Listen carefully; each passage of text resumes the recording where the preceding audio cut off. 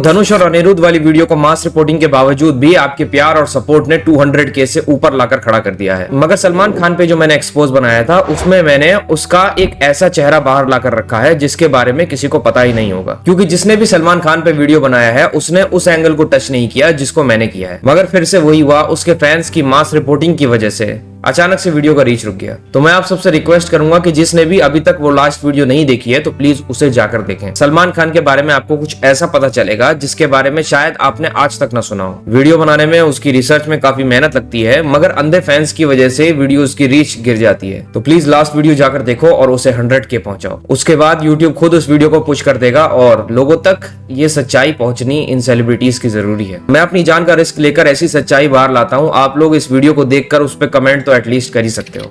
अब आज की इस वीडियो को शुरू करते हैं।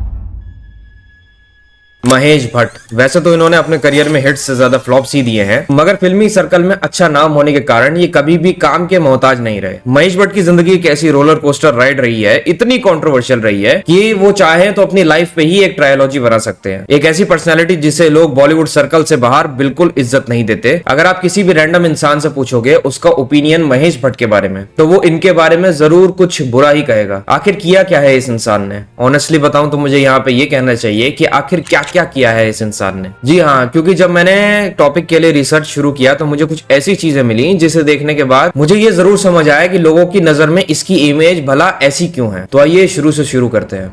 Let's take a deep dive into the controversial world of Mahesh Bhatt.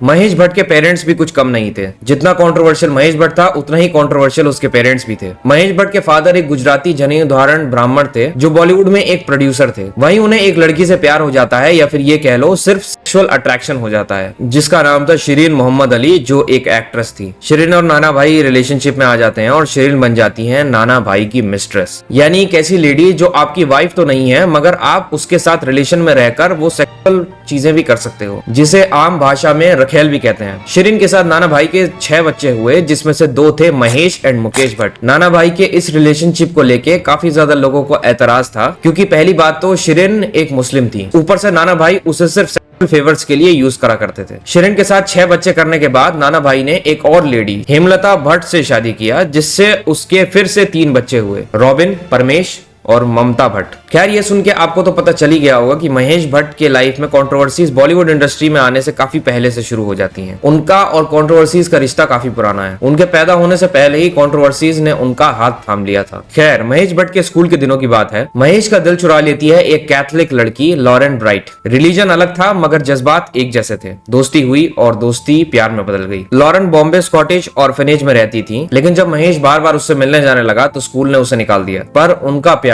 उसे कोई नहीं रोक सकता। जब दोनों 20 साल के हुए तो उन्होंने दुनिया के खिलाफ जाकर शादी कर ली। लॉरेन ने अपना धर्म छोड़कर हिंदुइज्म अपना लिया और नाम रखा खुद का किरण भट्ट। सिर्फ 1 साल बाद 21 की एज में महेश भट्ट और किरण भट्ट पेरेंट्स बन गए। वो एक लड़की के माँ बाप बन गए। उनकी पहली बेटी पूजा भट्ट पैदा हुई। इधर करियर वाइज महेश भट्ट काफी ज्यादा बुरे दौर से गुजर रहे थे। एक के बाद एक मूवीज फ्लॉप हो रही थी। 1974 में उन्होंने इंडस्ट्री में एज अ डायरेक्टर डेब्यू किया था और उन्होंने पहला सक्सेस का स्वाद 1982 में चखा था, जब उनकी मूवी अर्थ रिलीज हुई। नहीं तो उससे पहले back to back 5 flop movies थी उनकी। उनकी जिंदगी की सबसे बड़ी अचीवमेंट यानी मूवी आशिकी साल 1990 में आई थी। आशिकी से पहले भी महेश भट्ट की फ्लॉप स्ट्रीक ही चल रही थी। आशिकी से पहले उनकी लास्ट हिट मूवी नाम 1986 में आई थी। उसके बाद उन्होंने बैक टू बैक 7 फ्लॉप्स दिए। तब जाकर 1990 में उनकी फिल्म आशिकी रिलीज हुई, जिसने की बॉक्स ऑफिस पर तहलका मचाया। वो भी एक शॉर्ट टर्म सक्सेस ही थी। उसके बाद भी उन्होंने हिट्स से ज्यादा फ्लॉप्स का ही स्वाद चखा, जिस वजह से उनकी पर्सनल लाइफ भी अफेक्ट होने लगी। अचानक से उनके अफेयर की खबरें भी आने लगी कि one of the most beautiful actress Parveen Babi के साथ। यहाँ तक कि महेश ने अपनी वाइफ और बेटी को भी परवीन के लिए छोड़ दिया था।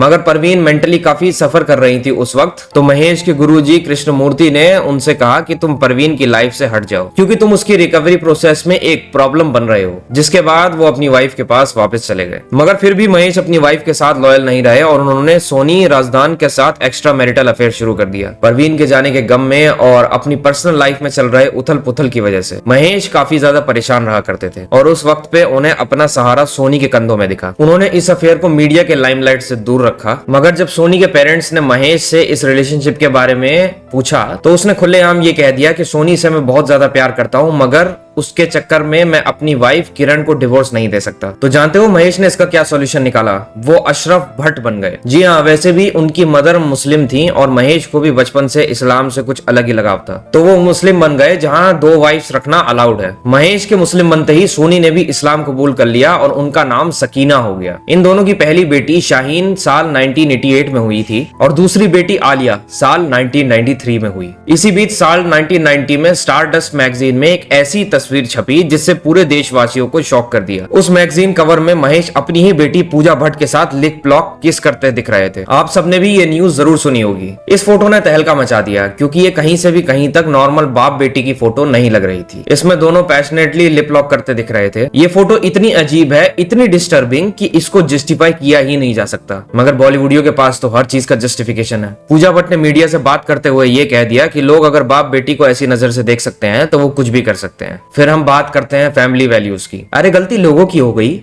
ये तो वही बात हो गई, उल्टा चोर कोतवाल को डांटे। मतलब एक इंसान की सोच गलत हो सकती है, 2 की हो सकती है, 10 की हो सकती है, अरे चलो ना 100 की भी हो सकती है, मगर ये सोचो कि क्या पूरे देश की सोच गलत हो सकती है? जनरेशन वाइज लोगों की सोच गलत ही है, क्योंकि जब ये फोटो क्लिक हुआ था तब मेरा जन्म भी नहीं हुआ था। आज के टाइम में जब इतना ज्यादा वेस्टर्नाइजेशन हो रहा है तब भी ये फोटो मुझे गलत लग रही है। तो पूरी दुनिया की सोच गलत है, सिर्फ पूजा और महेश के इंटेंशंस काफी ज्यादा प्योर थे। पूजा भट्ट को लेकर महेश भट्ट ने यह भी कहा था कि अगर वो उसकी बेटी नहीं होती तो वो उससे शादी कर लेता। Like can you even imagine, एक बाप अपनी बेटी के लिए ऐसी चीजें कह रहा है। यही नहीं, एक टॉपिक के रिसर्च के वक्त मुझे एक ऐसी रेडिट पोस्ट दिखी, पर मैं पहले ही डिस्क्लेमर देना चाहूंगा कि उस रेडिट पोस्ट पे यकीन करना या ना करना आपके ऊपर है, मगर जो मुझे दिखा वो मुझे इस वीडियो में लगाना जरूरी लगा तो मैं दिखा रहा हूँ। एक रेडिट पोस्ट के कमेंट्स में एक इंसान ने बताया कि उसका एक दोस्त जो सड़क 2 की शूटिंग के दौरान वहां की सिक्योरिटी डिपार्टमेंट में था, उसने महेश और पूजा को साथ सोते देखा। जब लोग कमेंट्स में पूछे कि तेरे दोस्त को कैसे पता चला कि वो दोनों साथ सो रहे थे, तो उस बंदे ने कहा कि दोस्त उनके सिक्योरिटी टीम में काम कर रहा था, जिस वजह से वो देर रात तक भी उनकी सिक्योरिटी किया करता था। तो उसने कई बार महेश और पूजा को कोजी होते हुए देखा है। मैंने पहले ही डिस्क्लेमर दे दिया था कि इस पे यकीन करना या न करना आपके ऊपर है, मगर महेश भट्ट की जैसी हरकतें हैं, इस रूमर पे यकीन करना कोई बड़ी बात नहीं है। खैर, मैं आपको अब कुछ ऐसी चीजें बताने वाला हूं जिसके बारे में मैंने आर्टिकल्स जब पढ़े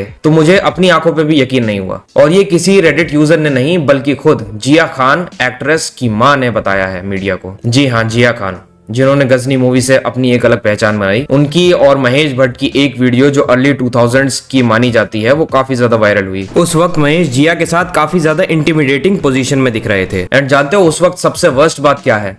जिया उस समय सिर्फ 16 साल की थी, यानी महेश की बेटी की एज की, और उसके साथ ये आदमी इतनी इंटीमेटिंग पोजीशन में दिखाई दे रहा है। और इस वीडियो में साफ साफ देखा जा सकता है कि जिया होश में नहीं दिख रही। पता नहीं वो फोर्सफुली ड्रग्ड है या अपनी मर्जी से, मगर 16 साल की एज में किसी भी तरह ड्रग्ड होना इलीगल ही होता है। जिया की मदर ने जिया की डेथ के बाद मीडिया से ये कहा था कि महेश इतना बुरा है कि उसके लिए मेरे पास शब्द नहीं है। उसने मेरी बेटी को इंटिमिडेट किया जब वो सिर्फ 16 साल की थी। जिया की में वैसे तो उसके बॉयफ्रेंड सूरज पंचोली का भी नाम आता है, हालांकि उसे कोर्ट ने बरी कर दिया, मगर जिया की मदर रबिया ने कहा कि महेश ने जिया के फ्यूनरल के टाइम उससे कान में ये कहा कि तुम चुप हो जाओ वरना इंजेक्शन देके तुम्हें भी सुला दिया जाएगा। ये खुद जिया की मदर ने कहा है मीडिया से। उसने ये भी कहा कि सलमान खान ने फोर्स किया सूरज पंचोली को पुलिस से बचाने के लिए, और महेश बॉलीवुड माफिया का माउथ पीस है, वो वही करता है जो माफिया उससे कहते हैं। जिया खान की मौत काफी मिस्टीरियस मौत थी, ठीक वैसे ही जैसे सुशांत की थी, और ठीक वैसे ही जिया की मौत को खुदकुशी का एंगल दे दिया गया जैसे कि सुशांत की मौत को दिया गया। जिया की मदर की स्टेटमेंट्स को सुने तो ऐसा लगता है कि हो ना हो महेश का हाथ इस केस में था, अगर नहीं भी था तो उसे ये पता ही होगा कि इस केस में हाथ किसका है। अब आते हैं इस वीडियो के अगले और सबसे डेंजरस पार्ट पे।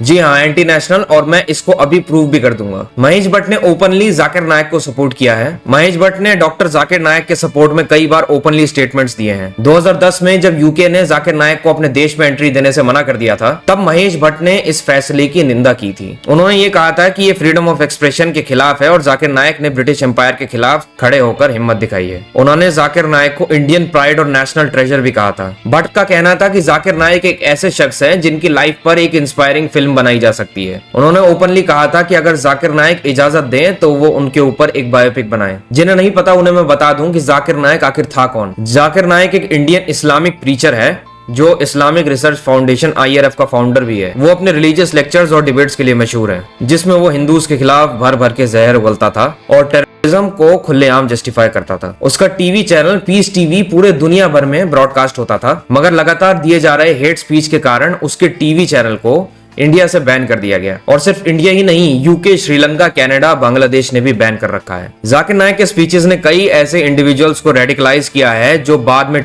एक्टिविटीज में शामिल हुए। नेशनल इन्वेस्टिगेशन एजेंसी एनआईए के मुताबिक 2014 से लेकर 19 तक 127 आईएसआई सिंपैथाइजर्स को अरेस्ट किया गया है, जिन्होंने अपने इंटरव्यूज में यह बताया कि उन्होंने जाकिर नाइक के लेक्चर्स देखे थे। हैदराबाद से एक आईएसआई का रिक्रूटर इब्राहिम यजदानी पकड़ा गया था। एनआईए को बताया गया कि उसने जाकिर नाइक के लेक्चर्स देखे थे, जो उसकी रेडिकलाइजेशन में मददगार साबित हुए। फिर गोरखनाथ टेम्पल पे अटैक करने की कोशिश करने वाला अहमद मुर्तजा अब्बासी ने भी अपने कन्फेशन में कहा कि वो जाकिर नाइक के वीडियोस देखता था, जो कि उसके रेडिकलाइजेशन का एक कारण बना। नवंबर 2022 में मंगलुरु में एक ऑटो बॉम्ब ब्लास्ट हुआ, जिसमें मोहम्मद शारिक का हाथ था। उसने अपने इन्वेस्टिगेशंस में यह बताया कि वो जाकिर नाइक के टीचिंग से प्रभावित था। रॉ ने यह पता लगाया कि जाकिर नाइक ने को $2 लाख की फंडिंग दी थी, जो इंडिया में अटैक्स करने के लिए यूज की गई। अगर इन सब से आप अंदाजा लगा सकते हो कि जाकिर नाइक कितने भले इंसान थे, और ऐसे भले इंसान को खुलेआम महेश दल्ले ने सपोर्ट किया था। जाकिर नाइक के साथ साथ महेश भट्ट जैसे इंसानों पे भी हमारे देश में बैन लगना चाहिए, मगर क्या करें, हमारे देश में डेमोक्रेसी ही इतनी है कि सरेआम आतंकवादी को सपोर्ट करने वाले भी ऐश की जिंदगी जी रहे हैं, फिर भी इन्हें हमारे देश में डेमोक्रेसी खतरे में ही लगती है।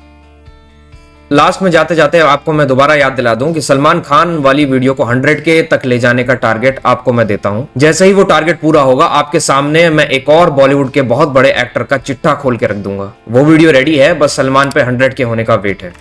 मिलूंगा आपसे नेक्स्ट वीडियो में, तब तक के लिए आपका अपना एब्सोल्यूट पीस आउट।